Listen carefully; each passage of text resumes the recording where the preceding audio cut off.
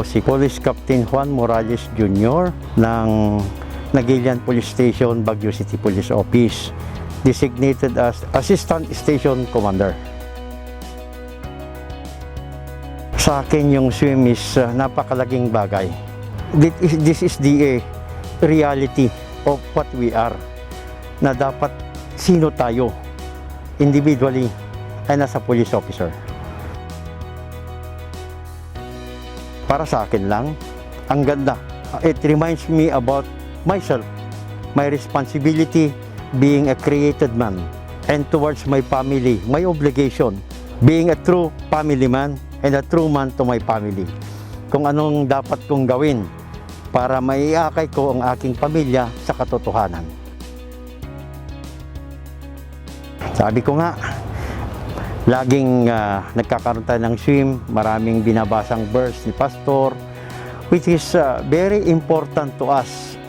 Kung iintindihin lang ng bawat kasapi rito, yung attendee araw-araw, yung mga sinasabi ni Pastor about verse on the Bible, and after listening it, isa puso natin, huwag lang isa isip, isa puso natin at gawin natin, sundin natin hanggang hindi mo na kaya, to the limit, para tayo'y magkaroon ng tamang pag-iisip, paggawa sa ating trabaho at pagsunod kung ano ang dapat. Honest. That is my number one principle. Honest. Honest towards the Creator. Honest ka ba na sinusunod mo yung mga nababasa ni Pastor? Yung mga naririnig natin. Hindi yung pupunta sa kanan, lalabas sa kaliwa. Wala lang. Wala kang ginawang tama. At sa araw-araw is dapat magpasalamat tayo. Magpasalamat tayo sa may kapal. Kung bakit buhay tayo araw-araw, na yun ang nagpapatunay na mayroon siyang magandang plano sa atin. Sa araw-araw. Binigyan tayo ng panahon, oras, para makapaglingkod uli sa Kanya at magawa natin yung tamang gawain sa araw-araw bilang pasasalamat sa Kanya at para hanapin natin ang ating sarili para sa Kanya. Salamat po sa pagbuo ng swim na to na programa, and I'm very glad. Actually, natutuwa ako. I was formerly ako yung taong hindi gaanong nagbabasa in my civilian life. I'm concentrating sa churches, ganon. But as we have our swim, naging masaya ako. Naging mas lalo akong agresibo na mag-attend sa swim araw-araw kung pwede, makinig, and to interact.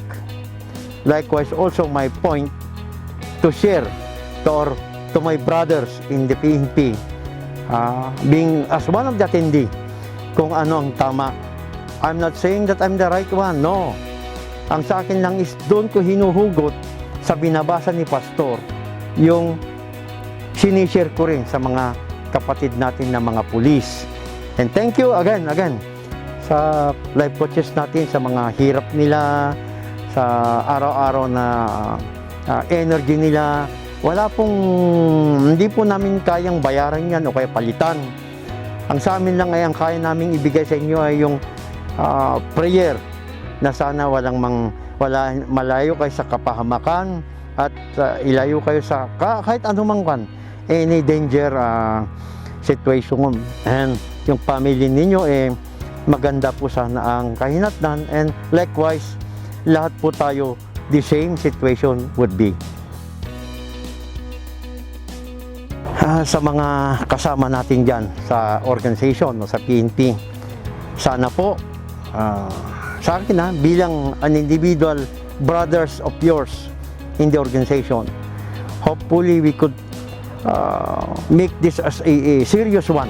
Itong swim natin, it's not about our religion, but it's about the Word of God.